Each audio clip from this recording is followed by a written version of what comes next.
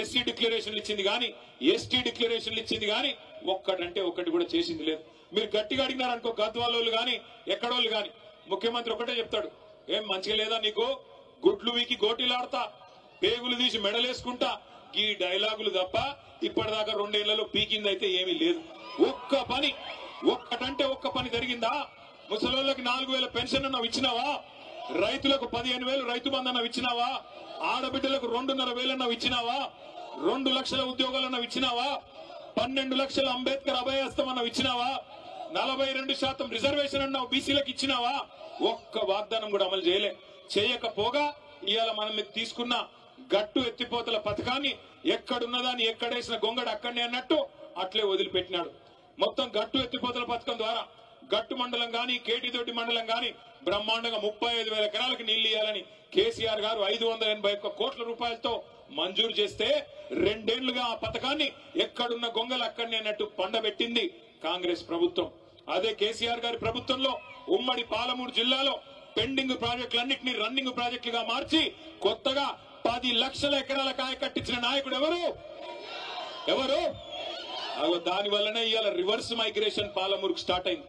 నేను ఇదే గట్టుకు ఆనాడు ఇదే మన గద్వాలకు దరూరు మండలానికి మంత్రిగా వస్తే నేను నిరంజన్ రెడ్డి గారు మేమందరం పోతా ఉన్నాం. ఓ పత్తి చేను కాడ మొత్తం చాలా మంది కూలీలు ఉంటే పలకరిద్దామని ఆగితే అక్కడ పోయి అడిగినామమ్మా మీది ఏ ఊరు అని. ఏ ఊరు అంటే వాళ్ళు సిగ్గుపడుతూ మాట్లాడతలేరు. ఏమా చెప్పమ్మా, అలంపూర్ తాలూకానా గద్వాలనా ఎక్కడా అని అడిగితే వాళ్ళు ఏం చెప్పినారు ఎరికేనా? అన్న మాది రాయచూరు అన్నా అని చెప్పినారు. రాయచూరు నుంచి ఇక్కడికి వచ్చి పని చేస్తున్నారంటే అవునన్నా అన్నారు. పక్కన ఇంకో 2 అమ్మాయిలు ఉండే, మీదే ఊరమ్మా అంటే మాది కర్నూలు అన్నా అని. మాకెంత గర్వంగా అనిపించింది ఎరికేనా?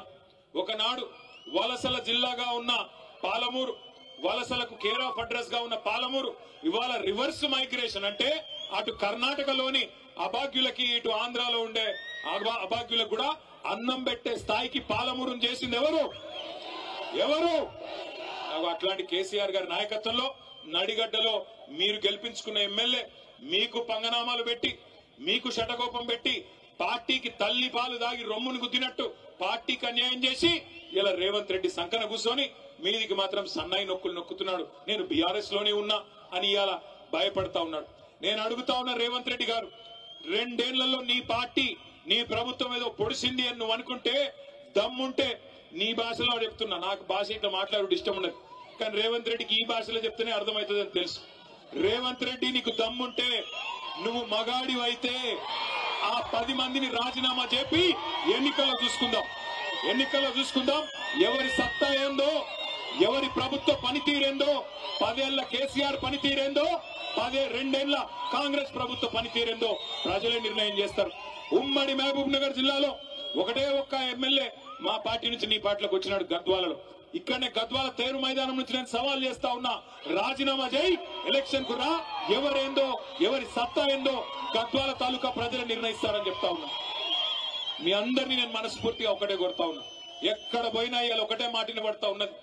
అప్పుడే బాగుండన్నా, కేసీఆర్ ఉన్నప్పుడే కరెంటు మంచిగా వస్తుండే, కేసీఆర్ ఉన్నప్పుడే టైంకు యూరియా దొరుకుతుండే, కేసీఆర్ ఉన్నప్పుడే బ్రహ్మాండంగా పంటల కొనుగోలు జరుగుతుండే, కేసీఆర్ ఉన్నప్పుడే మాకు నాట్లేసే టైం వచ్చింది అంటే టింగుమని రైతు బంధు పడుతుండే.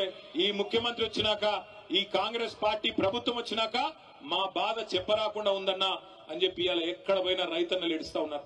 ఆటో డ్రైవర్లు చెప్తా ఉన్నారు, అన్నా ఇది మా చావుకే వచ్చింది ప్రభుత్వం, ఇప్పటికే దగ్గర 70 మందిని చచ్చిపోయినాము, దయచేసి మమ్మల్ని కాపాడండి అని చెప్పి ఆటో అన్నలు బాధపడతా ఉన్నారు.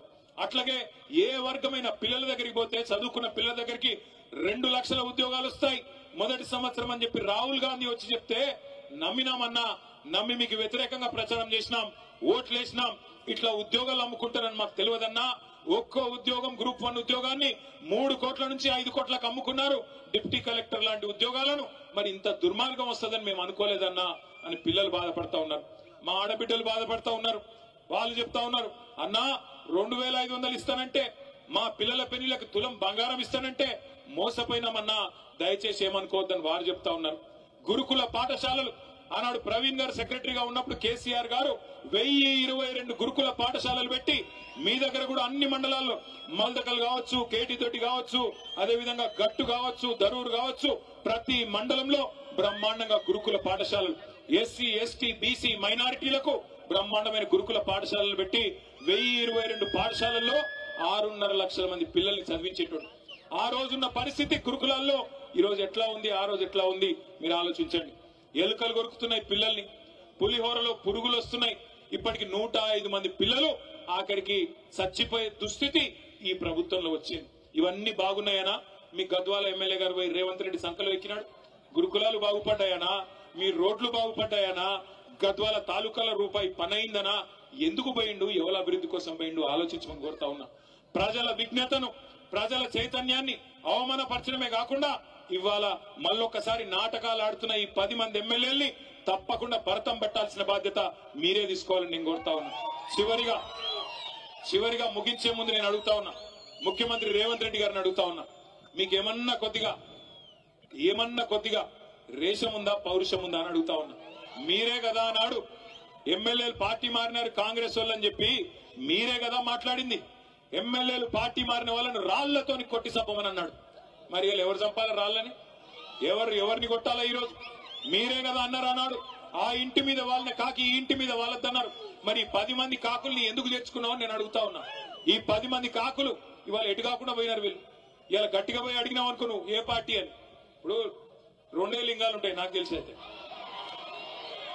ఒకటి భూలింగం, రెండోది స్త్రీలింగం, అంతేనా? ఇప్పుడు మరి ఏ లింగాలు వీళ్ళు? ఎవరు వీళ్ళు?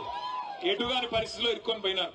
ఏ పార్టీ చెప్పలేరు, ఎమ్మెల్యేలో కాదో చెప్పలేరు. స్పీకర్ కాడ ఒక మాట, ప్రజల కాడ ఒక మాట, బయటికి వస్తే ఒక మాట, ముఖ్యమంత్రి కాడికి వస్తే కాళ్ళు మొక్కేది. ఇందుక మిమ్మల్ని గెలిపించింది. తప్పకుండా అందుకే గద్వాల చైతన్యం ఉన్న ప్రాంతం, తప్పకుండా మీ చైతన్యాన్ని చూపెట్టాలి. రేపు మీ ఉప ఎన్నిక ఒక 6-9 నెలల్లో వస్తుందేమో గానీ లోకల్ బాడీ ఎలక్షన్లు ఇంకా ముందే వస్తాయి. ఇక్కడ జెడ్పీటీసీ ఎలక్షన్లు, ఎంపీటీసీ ఎలక్షన్లు, సర్పంచ్ ఎన్నికలు, మున్సిపల్ ఎలక్షన్లు తొందరలోనే రాబోతా ఉన్నాయి. నేను ప్రార్థిస్తా ఉన్నా, ఇక్కడ ఎవరు అభ్యర్థి అయినా మీ గద్వాల బిడ్డనే అవుతాడు. మీరు ఆ నిర్ణయం కేసీఆర్ గారికి వదిలిపెట్టండి. కేసీఆర్ గారు అన్ని ఆలోచించి, ఇంకా దానికి టైం ఉంది, ఉప ఎన్నిక టైం ఉంది, అప్పుడు ఆలోచించి నిర్ణయం తీసుకుందాం. కానీ ఇప్పుడు మీరు చేయాల్సింది, ఏ మండల నాయకులు ఆ మండలంలో డంకా మోగించండి, తప్పకుండా గులాబీ జెండా ఎగిరేయండి. మున్సిపాలిటీలో కూడా మొత్తంగా ఉన్న అన్ని వార్డుల్లో కూడా, మొత్తం ఎన్ని వార్డులు? 37 వార్డులు ఉన్నాయి. మరి 37 వార్డులకు గాను కనీసం 30 వార్డులు గెలిచి మరి గద్వాల మున్సిపాలిటీ మీద కూడా మళ్ళొక్కసారి గులాబీ జెండా ఎగిరేసే విధంగా అందరినీ కలుపుకొని ముందుకు నడవండి. మన పంచాయతీల తర్వాత ఎవరు క్యాండిడేట్, ఎవరు ఏమిటిది, ఎవరికి బీఫామ్ ఇప్పుడే కాదు, కొంత టైం ఉన్నది. చివరిగా ఇంకొక మాట, ఇప్పుడే ఇథనాల్ ఫ్యాక్టరీకి వ్యతిరేకంగా అలంపూర్ తాలూకాలోని రాజోలి మండలం పెద్దదన్వాడ గ్రామస్తులు వారందరూ కూడా ఉద్యమం చేస్తా ఉంటే మరి ఈ ప్రభుత్వం ఎంత మొండి ప్రభుత్వం, ఎంత బుద్ధిహీనమైన ప్రభుత్వం అంటే రైతులను తీసుకొని పోయి 15 రోజులు జైల్లో పెట్టినారు, నాన్ బెయిలబుల్ కేసులు పెట్టి. వాళ్ళకు అండగా, ఆ రైతన్నలకు అండగా మన ఎమ్మెల్సీ చల్లా వెంకటరామరెడ్డి గారు, మన ఎమ్మెల్యే విజయుడు గారు మహబూబ్నగర్ జైలు దాకా పోయి, కోర్టు దాకా పోయి కొట్లాడి వాళ్ళని బయటికి తీసుకొని వచ్చినారు. ఈ ప్రభుత్వాన్ని నేను ఒకటే విజ్ఞప్తి చేస్తా ఉన్నా, నిర్మల్ జిల్లాలో దిలావర్పూర్ లో అక్కడ ఇట్లాగే ప్రజల ఆందోళన వస్తే అక్కడ మీరు పర్మిషన్లు రద్దు చేసినారు. ఈ ప్రభుత్వానికి నడిగడ్డ మీద ఏమాత్రం ప్రేమ ఉన్నా, ఈ ప్రజల మీద ఏమాత్రం ప్రేమ ఉన్నా, ఆ రైతులు జైలుకు పోయిన రైతుల మీద ఏమాత్రం గౌరవం ఉన్నా వెంటనే ఆ ఫ్యాక్టరీకి ఇచ్చిన లైసెన్స్ ను రద్దు చేయాలని చెప్పి మీ అందరి చప్పట్ల మధ్యన ప్రభుత్వాన్ని నేను డిమాండ్ చేస్తా ఉన్నా. అట్లాగే ఆ రైతన్నలు కూడా మీ కండగా మేముంటాం, మీరెవ్వరు భయపడాల్సిన అవసరం లేదు. ఏ సందర్భంలో ఏ ఇబ్బంది వచ్చినా పార్టీ మొత్తం మీ కండగా నిలబడుతుందనే విషయాన్ని కూడా మీకు తెలియజేస్తూ, గద్వాలలో ఉప ఎన్నికల్లో డంకా బజాయిద్దామా, గులాబీ జెండా ఎగరేద్దామా? పక్కానా? పక్కా అయితే అందరూ ఒకసారి పిడికిలు లేపాలి. పిడికిలు 2 పిడికిలు వేదిక మీద ఉన్న కూడా దయచేసి జై తెలంగాణ, కేసీఆర్ గారి నాయకత్వం, కేసీఆర్ గారి నాయకత్వం. గద్వాల రమ్మన్నారు, రమ్మంటే మరి ఇక్కడేమో వాన పడేటట్టుంది, మరి రావచ్చా రాలేమా ఎట్లా అంటే, లేదు మీరు తప్పకుండా రావాలి, వచ్చి తీరాలి. వాన పడ్డా